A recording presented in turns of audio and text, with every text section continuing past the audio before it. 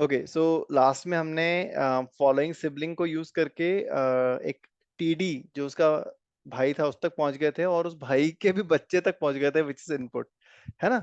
ये वाला अपना जो एक्सप्रेशन था, एंटर करके दिखा देता हूँ मैं, ये देखो ये इनपुट है, इनपुट है और उस तक पहुंच गए हो अब आप, है ना।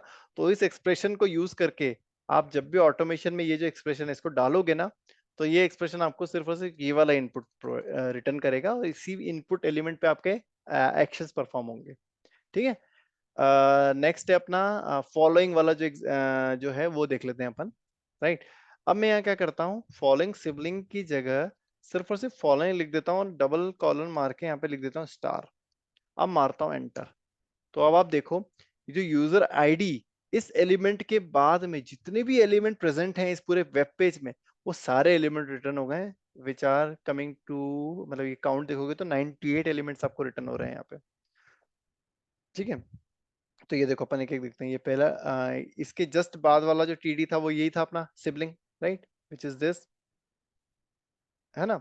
इसके बाद में कौन सा एलिमेंट रिटर्न करा है इसने, इस टीडी का जो अंदर इनपुट था वो, ये देखो।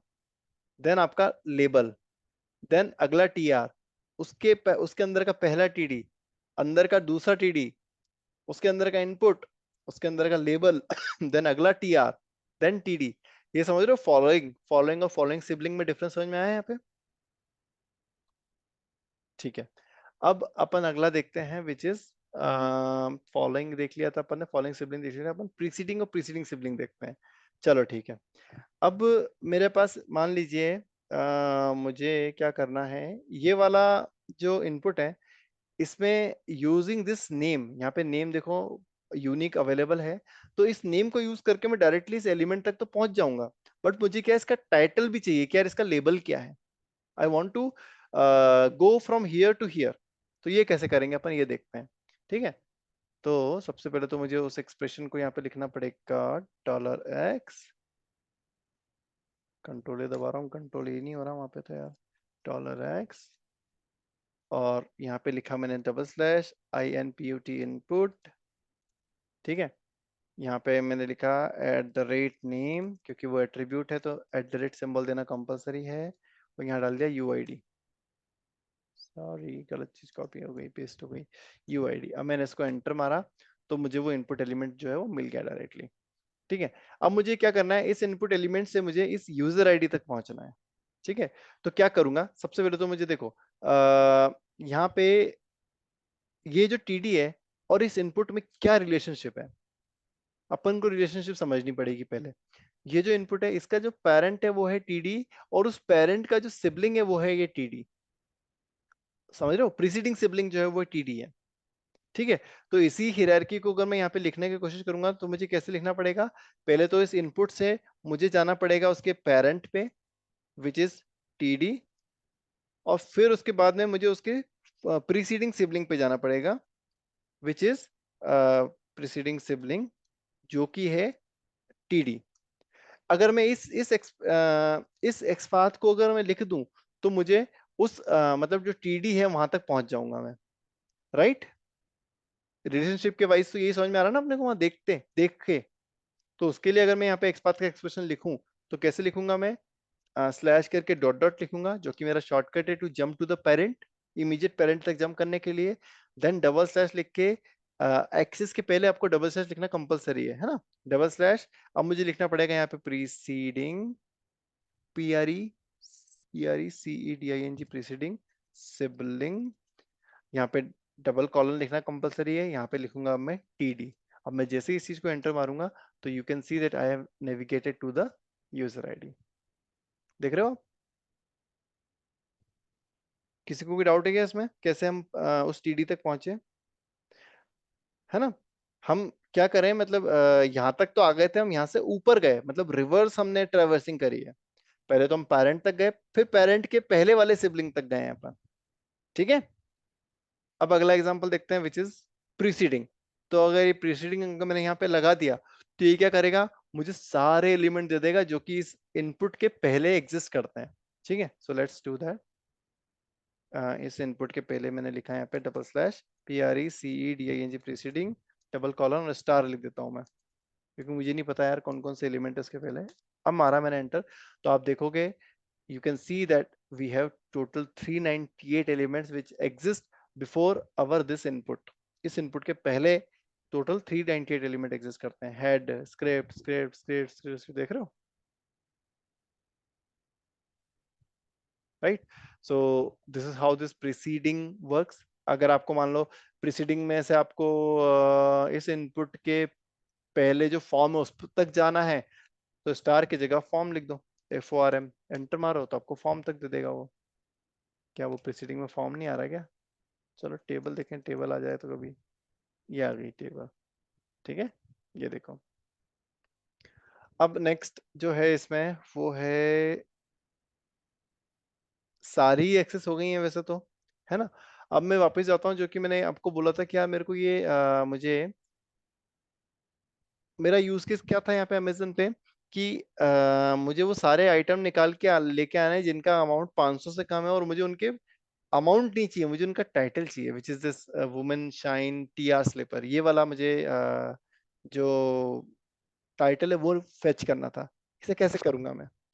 ठीक है, इंस्पेक्ट करा मैंने, इंस्पेक्ट करने के बाद कंसोल में गया, और वो टाइटल वाला जो कोड था वो लिखता हूँ मैं यहाँ पे, सॉरी प्राइस वाला कोड जो है वो लिखता हूँ मैं यहाँ पे, ए प्राइस होल क्लास जिसकी है, यहाँ पे लिखा मैंने $x डबल स्लैश स्पान, यहाँ लिखा अपन ने @class equal to this value.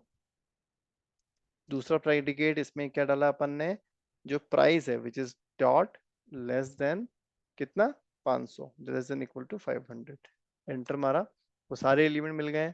But अभी मुझे जो है ये प्राइस दे रहा है, मुझे क्या चाहिए, टाइटल। तो अब मुझे यहाँ से अगर टाइटल पे जाना है तो मुझे कैसे जाना पड़ेगा, इसके रिस्पेक्ट पे मतलब with respect to this element. इसका पेरेंट कौन है, ये स्पान। उसका पेरेंट कौन है, ये स्पान। उसका पेरेंट कौन है, ये वाला डिव। तो इस डिव तक भी अगर मैं पहुंच जाऊं तो भी वो टाइटल तक नहीं पहुंच पाऊंगा मैं। दिख रहा ना आपको, समझ में आ रहा ना। अगेन इसका पेरेंट कौन है, ये वाला डिव। तो इसका जो हाईलाइट हो रहा है, ये हाईलाइट वाली एंट्री को देखो, एंटिटी को देखो। अभी भी जो मेरा टाइटल वाला जो मतलब एलिमेंट है वो हाईलाइट नहीं हुआ यहाँ पे, राइट। तो मैं अगर इस डिव तक भी पहुंच गया, अगर जंप करता हुआ मैं इस डिव तक भी पहुंच गया, तो भी मैं वो टाइटल तक नहीं पहुंच पाऊंगा। मुझे क्या करना पड़ेगा, एक और पेरेंट पे जंप करना पड़ेगा। तो इसका भी पेरेंट कौन है, ये वाला डिव। अगेन मैं इस डिव तक भी आ गया तो भी मैं उस टाइटल तक नहीं पहुंच पाऊंगा। तो एक काम करता हूँ, एक और पेरेंट पे जंप करता हूँ, ये वाले डिव तक। तो जैसे ही मैंने ये वाला डिव सिलेक्ट करा, तो देखो पूरा का पूरा वो एंटिटी आपकी हाईलाइट हो गई। मतलब कि मुझे एटलीस्ट इस पेरेंट तक तो आना पड़ेगा, तभी मैं इस टाइटल तक जा पाऊंगा। समझ रहे हो ना, कि नहीं समझ रहे हो? ठीक है, तो एक काम करते हैं अपन, इसका जो क्लास वगैरह है ना, ये यूज कर लेते हैं अपन पूरी की पूरी। ठीक है, और कंसोल में जाता हूं मैं, इस क्लास को यूज करूंगा to uniquely locate this div. ठीक है, अब मैं क्या करता हूं, यहाँ पे लिख देता हूं डबल कॉलन, यहाँ लिखता हूं एंसेस्टर सिस्टर, फिर डबल अपना जो कॉलन है, सॉरी वो डबल स्लैश था, ये डबल कॉलन है, डबल कॉलन। यहाँ लिखता हूँ डिव, और यहाँ लिखता हूँ @class इक्वल टू जो वैल्यू मैंने कॉपी करी है वो, एंटर मारता हूँ। ओहो, तो यार ये तो बहुत सारे एलिमेंट दे दिए इसने। अच्छा हाँ, 22 के 22 एलिमेंट दे दिए ना उसने मुझे। हाँ सही है, सही सही सही, 60 है, सही 60 है, 22 के 22 तो एलिमेंट आएंगे। एक्यूरेट, इट इज एक्यूरेट, सही 60। ठीक है, तो ये डिव तक आ गया मैं, मुझे सारे डिव मिल गए हैं वो वाले, है ना। अब मुझे क्या करना है, इस डिव के अंदर जाके मुझे उस टाइटल तक पहुंचना है। तो उसके लिए मुझे क्या करना पड़ेगा, ये दूसरा डिव, देन ये तीसरा, ये वाला H2, H2 के अंदर जो है वो मेरा टाइटल आ रहा है। ठीक है, तो I don't care about the hierarchy. मैं क्या करता हूं, मैं लिखता हूं यहाँ पे सिंपली कि यार तू तो एक काम कर, इसके चाइल्ड या ग्रैंड चाइल्ड जहां पे भी तेरे को H2 मिले ना, वो सारे H2 लेके आ जा। ठीक है, डबल स्लैश H2 लिख दिया मैंने। अब मैं एंटर करता हूँ यहाँ पे, तो अब अपन देखते हैं अपन टाइटल तक पहुंच गए क्या। हम्म, अच्छा, अपन टाइटल तक तो पहुंच गए हैं, बट एक प्रॉब्लम ये आ रही है कि 22 एलिमेंट नहीं आ रहे हैं, यहाँ पे 44 एलिमेंट आ रहे हैं। तो इसका मतलब कि यहाँ पे मल्टीपल H2 है।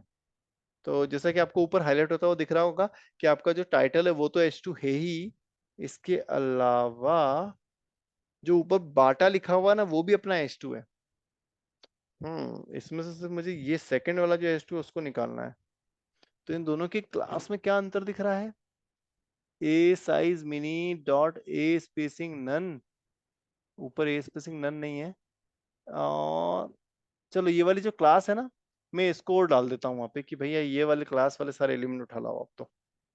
ठीक है, कॉपी करी क्लास, कंसोल में गया, यहाँ पे गया, H2 के अंदर मैंने लिख दिया @CLASS क्लास इक्वल टू जो मैंने वैल्यू कॉपी करी है वो, एंटर। तो अब देखो आपको 22 एलिमेंट मिले हैं और इन 22 एलिमेंट में आपके सिर्फ और सिर्फ वो टाइटल ही रहने वाले हैं। You see women shine TR slipper, then ये वाला एलिमेंट, देन ये वाला एलिमेंट, राइट। ठीक है, so this is how we can use this XPath access to traverse, है ना। ट्रैवर्सिंग इस तरीके से अपन कर सकते हैं, किसी भी एलिमेंट से किसी भी एलिमेंट तक पहुंच सकते हैं अपन, रिवर्स भी जा सकते हैं, फॉरवर्ड भी जा सकते हैं अपन। ठीक है, नेक्स्ट अब क्या है अपना इसमें, अपन ने XPath का intro, node, relationship of node, syntax देख लिया था, देन एक्सेस देख लिया है। अब अपन ऑपरेटर्स देख लेते हैं अपन। ठीक है, XPath ऑपरेटर्स क्या होते हैं, कहाँ गया यार, यहाँ पे ये रहा। अभी अपन ने ऑपरेटर्स के ऑलरेडी 2-3 एग्जांपल देख चुके हैं, विच इज पहला ऑपरेटर जो है अपना ये पाइप वाला सिंबल है, इसका देख चुके हैं। ये क्या करता है, ये अपने 2 नोट सेट्स को अपन इसमें कंप्यूट कर सकते हैं। अपन we can also use this plus operator to add, to do addition, subtraction, minus operator, then multiplication, then division. Equal to का एग्जांपल ऑलरेडी देख चुके हैं अपन, ये क्या करता है, मैचिंग परफॉर्म करता है। नॉट इक्वल का भी एग्जांपल अपन ने देख रखा है। लेस देन का भी एग्जांपल देखा है, मोर देन का भी देखा है, लेस देन इक्वल टू का भी देखा है, मोर देन इक्वल टू का भी देखा है। ठीक है, इसके अलावा हमारे पास में मॉड्यूलस ऑपरेटर भी होता है, और एंड कंडीशनल ऑपरेटर भी होते हैं, जिसमें आप इस तरीके से मल्टीपल कंडीशंस भी अप्लाई कर सकते हो। ठीक है, तो इसका एक एग्जांपल दिखाता हूँ और एंड का। अगर मैं यहाँ गया अमेजन पे, इसको पूरा क्लियर करा, और ये जो लास्ट एक्सपाथ था, एक्सप्रेशन था, सॉरी, इसमें से पूरा क्लियर कर दिया मैंने। मान लो कि मुझे यार वो सारे आइटम ढूंढ के लेके आने जो 500 से बड़े हैं बट 600 से कम है।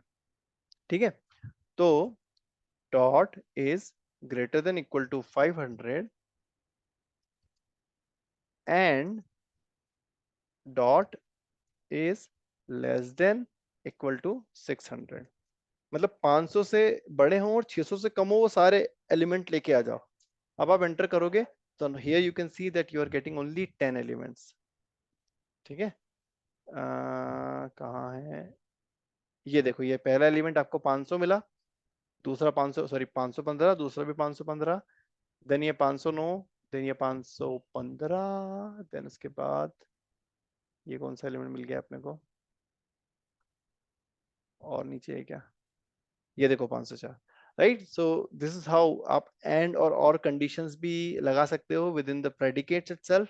ठीक है, एक और होता है कंडीशनल में, आपको एंड के साथ में और को भी लगा सकते हो, और एक और चीज होता है विच इज नॉट, कंडीशन को रिवर्स भी कर सकते हो आप।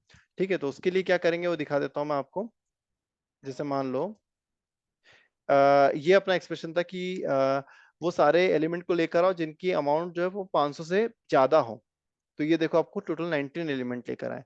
अब मैं इस कंडीशन को पूरा रिवर्स भी कर सकता हूँ। रिवर्स करने के लिए मुझे क्या करना पड़ेगा, इस पूरी कंडीशनल वाला जो कोड है ना, इस कोड को मुझे सिर्फ और सिर्फ NOT नॉट वाले फंक्शन में लिखना पड़ेगा, नॉट, और ब्रैकेट के अंदर लिख देना पड़ेगा। तो इस कंडीशन का रिवर्स जो आउटपुट है वो मुझे मिलेगा। ठीक है, तो अब देखो आपको 29 एलिमेंट मिले हैं। यहाँ पे वो एलिमेंट मिल रहे हैं आपको जो कि जिनका अमाउंट, ये कंडीशन जिसमें फेल होगी, आई मीन कि जिनका अमाउंट जो है वो 500 से कम होगा।